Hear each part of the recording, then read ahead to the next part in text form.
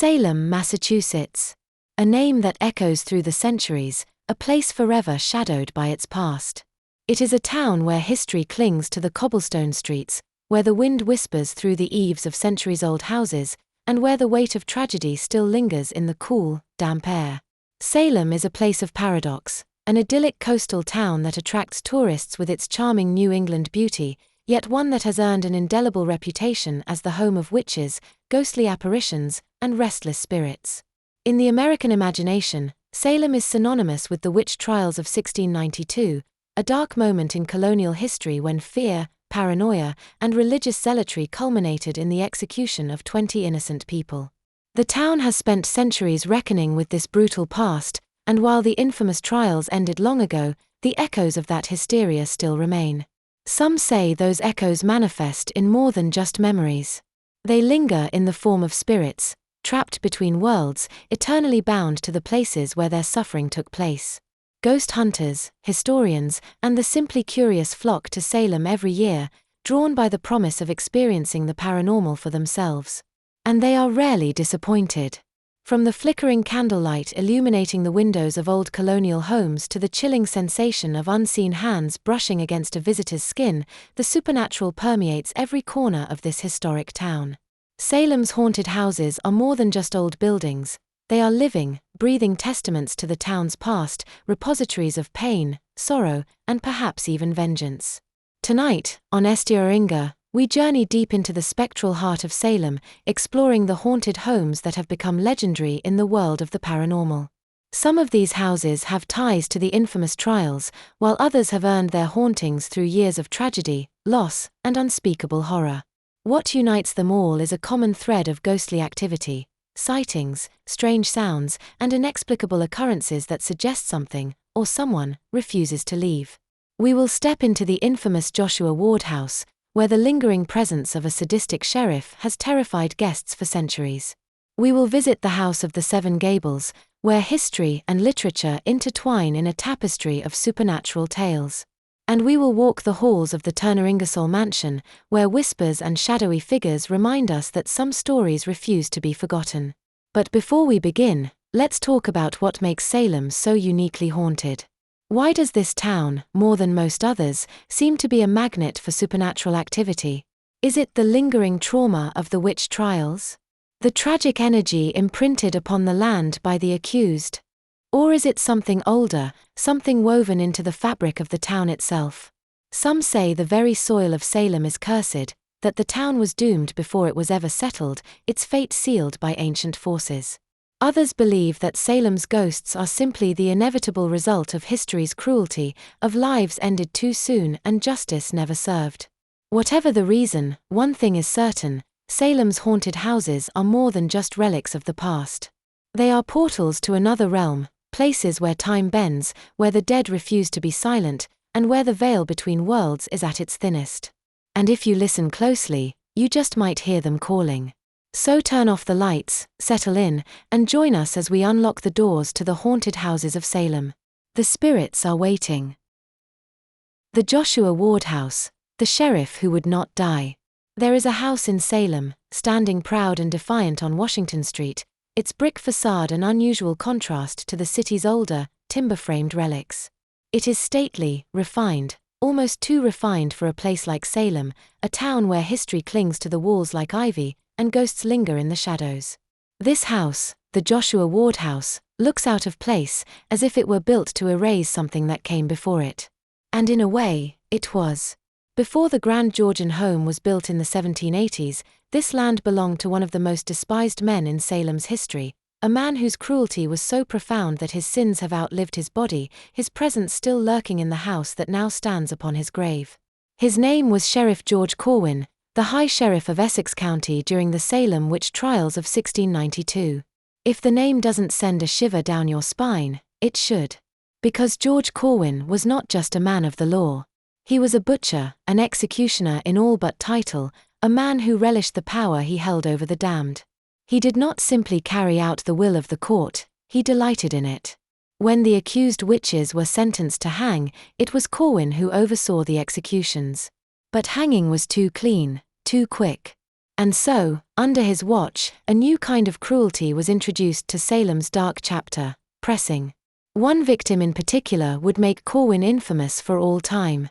Giles Corey, an elderly farmer accused of witchcraft, refused to enter a plea. The Puritan courts, bound by their twisted logic, could not try him without a confession. And so they devised a method to force his submission. Stone by stone, they crushed the life from him. George Corwin was there. It was his boot that pressed upon Corey's chest, his hands that loaded the great stones onto the board that pinned the old man to the earth. The legend goes that Giles Corey, ribs snapping under the weight, never screamed, never begged.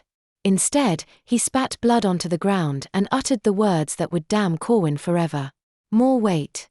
Corey did not break, but he did die. And with his last breath, he cursed George Corwin and the entire town of Salem. 3 days later, Corey's wife, Martha, was hanged as a witch. As for Corwin, he continued his reign of terror, confiscating the land and property of the accused for himself, profiting from their misery. But justice, in its own cruel way, found him. 4 years later, Corwin died suddenly at the age of 30, struck down by what some say was the hand of vengeance itself.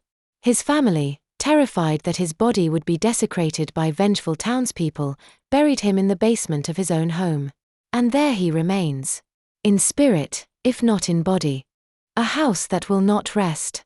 When Joshua Ward built his mansion on the land where Corwin had lived and died, he must have believed the past had been buried with the sheriff's bones. But some things do not stay buried. Over the centuries, the Joshua Ward house has gained a reputation as one of Salem's most haunted locations. Visitors report an oppressive atmosphere, a crushing, invisible weight pressing down upon them, just as the stones had pressed upon Giles Corey. Others describe the sensation of unseen hands gripping their shoulders, their throats, their wrists, as if the house itself does not wish to let them go. Then there are the apparitions. The most infamous is the dark figure, a malevolent shadow often glimpsed in the halls, its presence suffocating, its intent unmistakable. Some believe it to be Corwin himself, bound to this place by the blood he spilled. Others whisper that it is something older, something darker, something that fed upon the pain of the trials and never left. One of the most chilling pieces of evidence comes not from ghost hunters, but from a simple photograph. In the 1980s, a real estate agent working in the house took a Polaroid picture. When the image developed, it revealed something impossible: a woman, draped in black, with hollow eyes and a twisted, agonized mouth. No one was there when the picture was taken. No one living, anyway.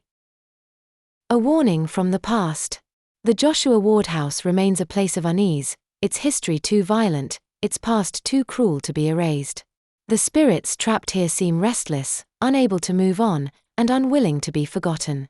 Some believe that Corwin, in his arrogance and cruelty, left behind more than just a haunted house. He left a curse, a stain upon Salem that will never fade. Others claim that Giles Corey's final words did more than condemn the sheriff. They doomed Salem itself, ensuring that no matter how many centuries pass, the dead will never leave this town. So if you find yourself walking past the Joshua Ward house on a cold autumn night, when the wind howls through the streets and the moon casts long, shifting shadows, take a moment to listen. You may hear the creak of floorboards within, the heavy sigh of an unseen presence, or the low, rattling whisper of a man long dead. And if you feel a pressure on your chest, a suffocating weight that makes it hard to breathe, perhaps George Corwin has found you. The House of the Seven Gables, a mansion cursed by blood and betrayal. There is a house in Salem that looms like a specter of the past, its peaked gables clawing at the sky like blackened fingers. The House of the Seven Gables stands at 115 Derby Street, an artifact of an older world, its weathered timbers soaked in the whispers of centuries. It is a house that has witnessed generations of sorrow, a house that was born from ambition and sustained by the blood of those who lived and died within its walls. If ever a place could be cursed, it is this one. Its name is famous, immortalized in Nathaniel Hawthorne's 1851 novel, a work of fiction that somehow feels all too real. Because the story of the Pynchons, of greed, of betrayal, of a terrible curse, was no mere flight of imagination. Hawthorne knew the weight of his own family's sins. He knew the ghosts that lingered in Salem. And he knew that some houses remember everything. A house built on sin. The story of the House of the Seven Gables begins in 1668, when it was constructed by Captain John Turner, a merchant whose wealth and status placed him among the elite of Salem. The house was his monument, a declaration of power, but power in Salem came at a cost. For nearly a century, the Turner family lived in the mansion, but wealth does not shield one from fate. The family's fortunes crumbled. By the mid-1700s, the Turners had lost everything. The house changed hands, falling into the grasp of another prominent name in Salem, the Ingersolls. It was during this time that young Nathaniel Hawthorne visited his cousin Susanna Ingersoll in the home. He wandered its corridors, studied its darkened corners, listened to its sighs and groans. The house spoke to him. It whispered of a time when innocent blood had been spilled. You see, Hawthorne was no stranger to Salem's darkest legacy. His great-great-grandfather was John Hathorne, the infamous judge of the Salem witch trials, a man who had sentenced the innocent to die without remorse, who had never repented for his role in the hysteria. The shame of this connection haunted Hawthorne, and he would later alter his last name to distance himself from it. But the past has teeth. And Salem never forgets. A legacy of shadows. They say that some places hold on to sorrow like a disease, that walls can absorb the fear and suffering of those who have passed through them. The House of the Seven Gables is one of those places.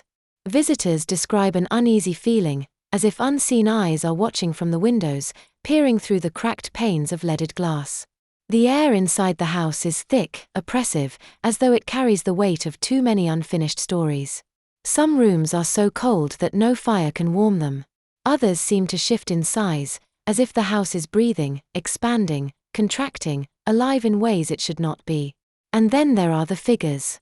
Shadowy forms glide along the corridors at night, their shapes indistinct but their presence undeniable. A woman in a long dress has been seen standing by the windows, gazing out toward the harbor as if waiting for someone who will never return. Others have witnessed a spectral child, peering around corners with hollow, searching eyes before vanishing into the darkness. But perhaps the most chilling presence is felt on the stairs, an overwhelming sense of dread, a hand on the shoulder when no one is there, a whisper in the ear that carries no words, only the cold breath of the dead. The Curse of the Pyncheons, fiction or something more. Hawthorne's novel tells of a house cursed by greed and betrayal, a mansion built upon stolen land, its occupants doomed to suffer for the sins of their ancestors. It is a Gothic tale, a warning about the inescapable grip of history. But what if it was not just a story? Some believe that Hawthorne's inspiration came from a very real curse, one that lingers in the house to this day. Could it be that the spirits here are the restless souls of those who once lived and died beneath this roof? Are they the echoes of the Turners, mourning the loss of their home, or perhaps the lingering shadows of those wronged by the men who built their fortunes on witch hunts and bloodshed? There is an unsettling symmetry in the way the House of the Seven Gables and the Turner family met their fate, rising to prominence, only to be consumed by the very forces they sought to control. Perhaps the house, like Salem itself, is a living thing, a monument not to prosperity but to the inescapable weight of the past. A warning for those who enter. The House of the Seven Gables is a relic of another time, but it has not been left behind. It is a portal, a place where the past bleeds into the present, where the dead still walk alongside the living. If you visit, you may feel it, the heaviness in the air, the weight of unseen eyes upon your back. You may hear the slow creak of footsteps when no one else is near, or catch the glimpse of a shadow moving where there should be none. And if you dare to climb the narrow staircase, if you set foot on the same boards where so many have stood before you, listen carefully. Because if you hear a whisper in your ear, soft, pleading, insistent, it may not be your imagination. It may be the house itself, asking you to stay. The Turner Ingersoll Mansion, where whispers never fade. In the heart of Salem, nestled among the relics of a bygone era, stands a house that has never truly been silent. It is an old house, a weary house, its wooden bones creaking under the weight of centuries. The Turner Ingersoll Mansion, better known as the House of the Seven Gables, is a place where history refuses to die. Its gables rise like jagged teeth against the sky, its windows stare like empty sockets, and within its walls, the past lingers, not just in stories or memories, but in something far more tangible, far more unsettling. This is no ordinary home. It is a place built on ambition, tainted by misfortune, and haunted by those who refused to leave. Some say it is merely the power of legend that makes this house feel so alive. Others, those who have stepped inside and felt the chill wrap around their bones, will tell you another story. Because here, in this house, the dead are not at rest. A house of rising and falling fortunes.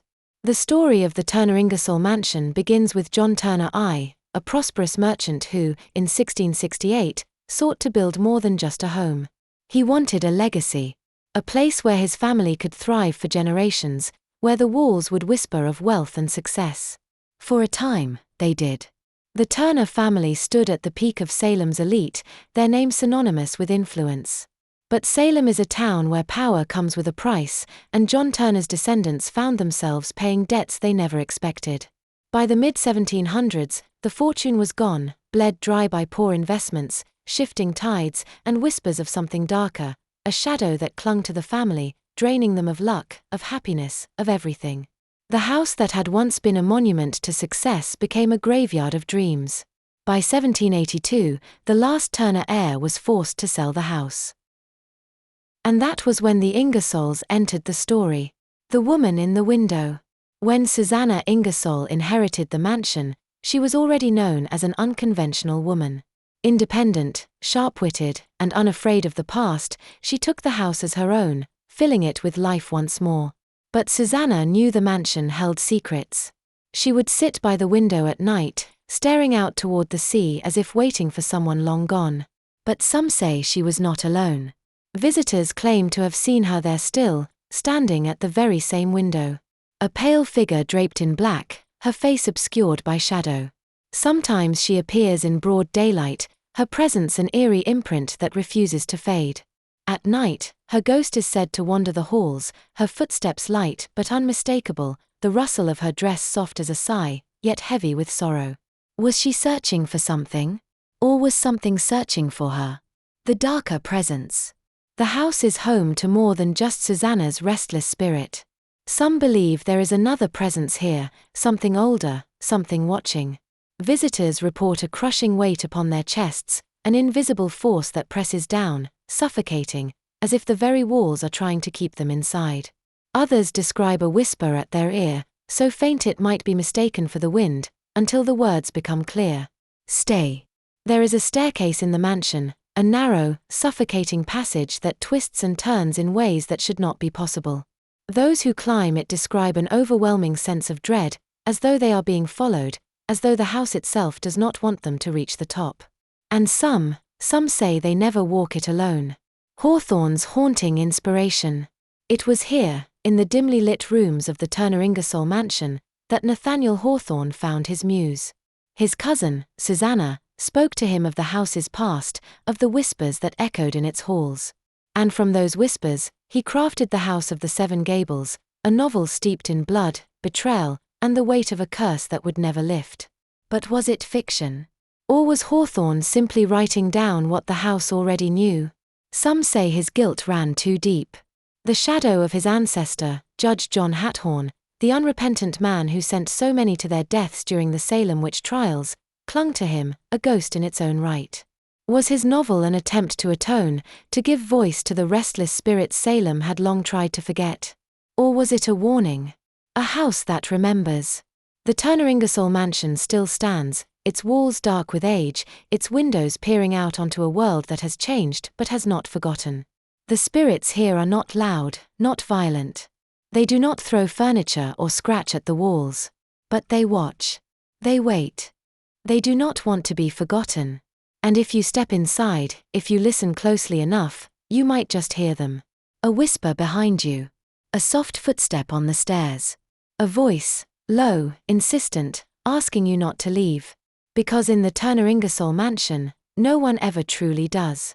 Salem is a town unlike any other, a place where the past refuses to stay buried, where the air itself seems heavy with the weight of old sins and unspoken secrets. The haunted houses of Salem are more than just relics of history. They are repositories of sorrow, places where tragedy and time have woven together something far more enduring than brick and timber. They are alive, In the way a whisper lingers in the dark, in the way an unseen presence watches from the end of a hallway, in the way the wind carries voices that should not be there. The Joshua Ward House, where the cruel spirit of Sheriff George Corwin may still walk, suffocating those who dare step too close. The House of the Seven Gables, where the echoes of Nathaniel Hawthorne's guilt and the tragic weight of history have left an indelible mark. The strAInge mansion, where ghosts whisper in the narrow staircases and shadowy figures stand silently by the windows, waiting for something, or someone, that will never return. Salem is haunted not just by ghosts, but by the weight of what has been done here. By the injustices of the past. By the fear and hysteria that took innocent lives and left behind restless spirits. And yet, for all its darkness, Salem remains, a town that thrives, that welcomes the curious and the brave, that dares people to look beyond the veil. Perhaps that is the real power of Salem, the understanding that ghosts are not just the remnants of the dead. They are stories, waiting to be told, demanding to be heard. And speaking of stories, next time on strAInge, we leave the misty streets of Salem behind and set our sights on the skies, because in 1896, something strange was happening over America. Reports of massive, mysterious airships filled newspapers from California to the Midwest, decades before the Wright brothers ever took flight. Were these secret inventions, extraterrestrial visitors, or something even more bizarre? Join us as we uncover the mystery of the 1896 airship flap, a case that defies explanation and may just change everything we think we know about early aviation, UFOs, and the limits of human imagination. Until then, stay safe, stay curious, and stay strAInge.